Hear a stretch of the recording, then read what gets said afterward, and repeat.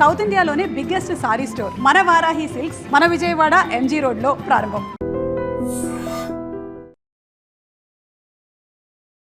నమస్కారం, welcome to I dream. నేను మీ సంగీత.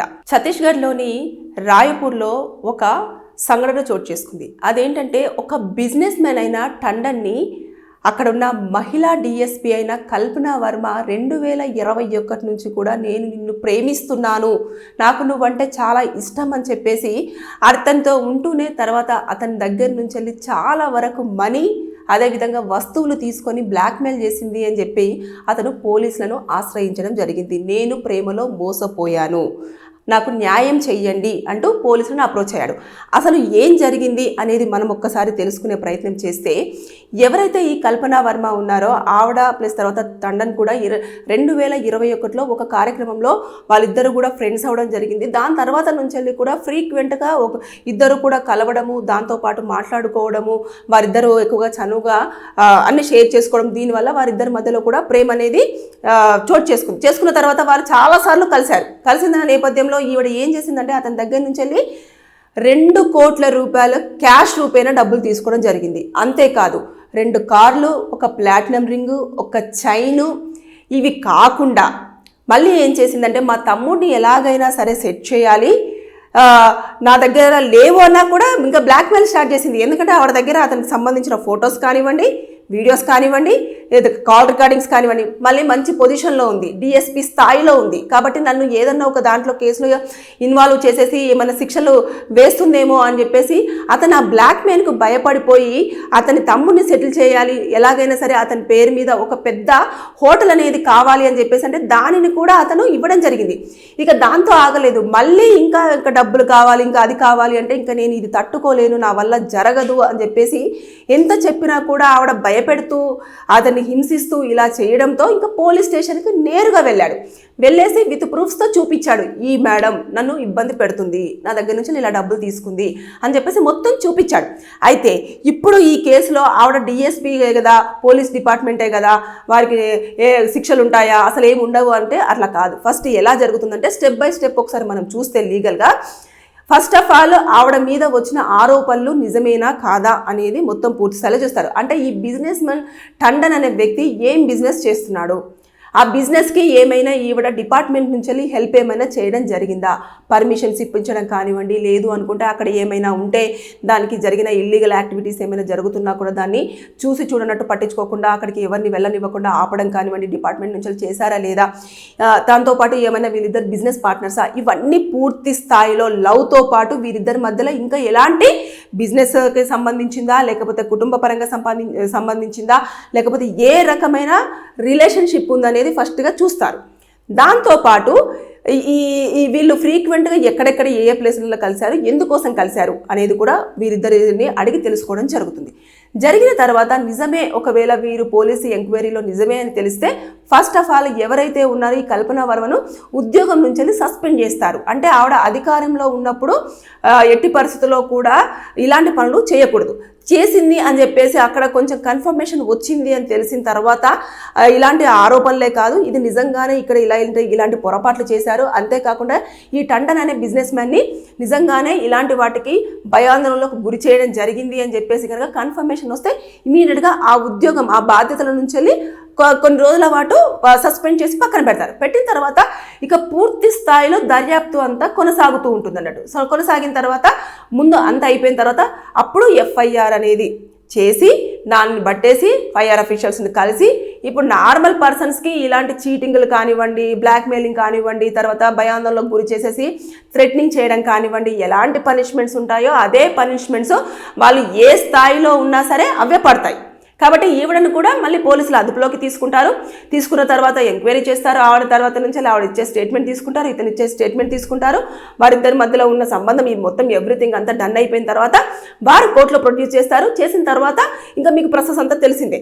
అయితే ఇక్కడ చూసేసుకుంటే ఇది కొంచెం ఏం చేస్తారంటే ఇన్డెప్త్గా మొత్తం ఇన్వెస్టిగేషన్ చేస్తారు. ఎందుకంటే ఇక్కడ బిజినెస్ మ్యాన్ పర్సన్ ఇంత కోట్ల రూపాయలు అంటే 2 కోట్ల రూపాయలు అనేవి అతను క్యాష్ రూపేనా ఇచ్చాడు. కాబట్టి అది నిజంగానే ఎలాంటి మనీ అంటే వైట్ మనీయా, బ్లాక్ మనీయా అనేది చూస్తారు. ఆ మనీ అనేంతా కూడా ఎక్కడి నుంచి వచ్చాయి, అతను ఎక్కడి నుంచి తీసుకొచ్చేసి ఈవిడకి ఇవ్వడం జరిగింది అనేది మొత్తం పూర్తిగా ఇన్కమ్ ట్యాక్స్కి సంబంధించిన అన్నీ కూడా క్లియరెన్స్ ఉన్నాయా లేదా అంటే ఇందులో చాలా రకాల డిపార్ట్మెంట్స్ కూడా ఇన్వాల్వ్ అవుతాయి. ఎందుకంటే ఇక్కడ పెద్ద బిజినెస్ మ్యాన్ అంటే అంతా 2 కోట్ల రూపాయలు, 2 కార్లు, ఒక ప్లాటినం రింగ్, చైన్, దాంతోపాటు ఒక హోటలు.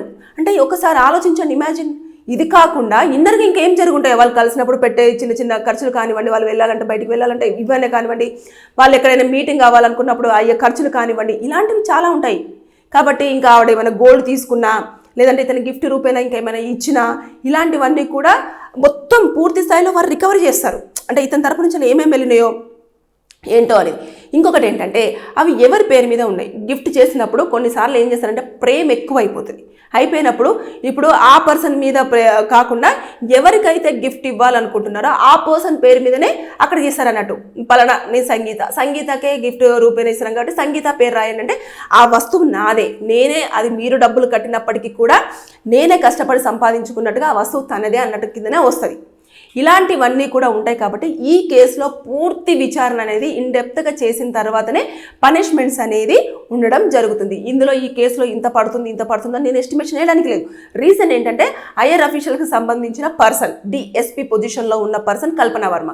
ఇక బిజినెస్ మ్యాన్ అంటే ఒక సొసైటీలోనే ఒక మంచి పొజిషన్లో, హోదాలో ఉండి ఇంత డబ్బులు మరీ వెచ్చిస్తున్నారు అంటే అతని బిజినెస్ యొక్క స్ట్రాటజీ ఏంటి, తర్వాత బిజినెస్లో ఎంత టర్న్ ఓవర్ అనేది వస్తుంది, ఎవ్రీ మంత్ అతని ఇన్కమ్ ఎంత ఉంటుంది, సంవత్సరానికి ఇన్కమ్ ఎంత ఉంటుంది, అసలు ఆ బిజినెస్ యాంగిల్లో కూడా మొత్తం చూసుకున్న తర్వాత అప్పుడు వీరిపైన ఎలాంటి సెక్షన్స్ అట్రాక్ట్ అవుతాయి, ఎలాంటి పనిష్మెంట్స్ ఉంటాయి, ఏమైనా ఫైన్ కూడా విధించే అవకాశాలు ఉంటాయా లేదా అనేది అక్కడ చూడడం జరుగుతుంది. అయితే ముందైతే ఆరోపణలు వచ్చిన తర్వాత ఎంక్వైరీ చేసి ఫైనల్గా సస్పెండ్ అయితే చేస్తారు. చేసిన తర్వాత మొత్తం పూర్తి స్థాయిలో దర్యాప్తు అయిపోయిన తర్వాత అప్పుడు కేసులు ఫైల్ చేసేసి శిక్షలు అనేవి అప్లికేబుల్ అయ్యే అవకాశం ఉంటాయి. కానీ నిజంగా చెప్పాలంటే ఇలాంటి హయ్యర్ పొజిషన్లో ఉండి ఆ ఒక హోదాను ఉపయోగించేసుకొని ఇక్కడ బిజినెస్ మ్యాన్ దగ్గర నుంచి తీసుకోవాల్సిందంత దండుకొని, అంటే నేను చిన్నప్పుడు ఒక సామెత వినదాన్ని, అంటే బంగారు గుడ్డు పెట్టే బాత్ ఒకటి ఉంటుంది, అంటే రోజుకొకటి పెడుతుంటే సరిపోవట్లేదని చెప్పేసి ఒకటేసారి బాతును చంపేసినట్టుగా ఇక అతని శక్తికి మించి ఇంకా అని అంటుంటే చెప్పలేక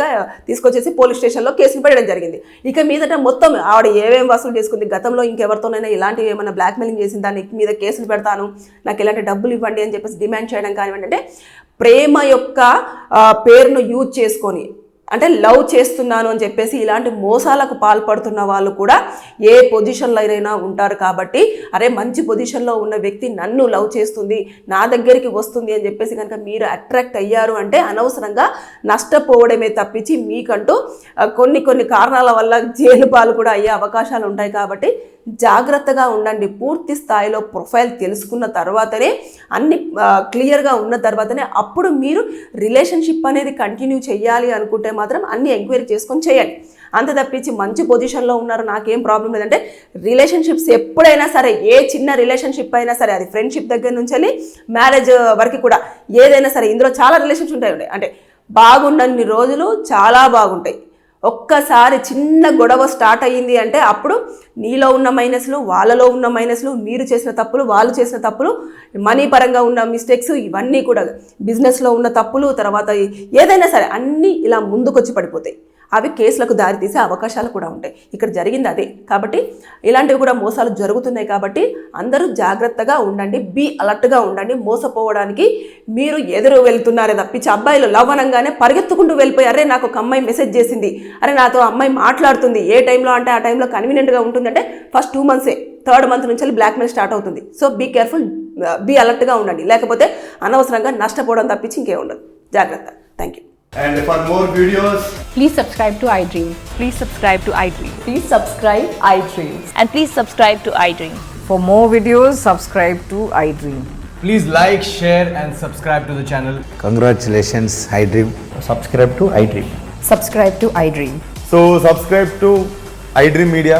iDream team andarki huge congratulations. Please subscribe iDream Media. Please subscribe to iDream. Subscribe iDream. Please subscribe to iDream. iDream అంటే నా కళల ఛానల్ను సబ్స్క్రైబ్ చేసుకున్న నోరు తిరుగుతలేదు, మీరైతే గంట గుర్తు కొట్టండి. For more such videos, please subscribe to iDream. Subscribe to iDream. Please subscribe to iDream. Please subscribe iDream Media. Please do subscribe to iDream. Please subscribe to iDream Media. For best entertainment and information, please subscribe iDream. And don't forget to subscribe to iDream.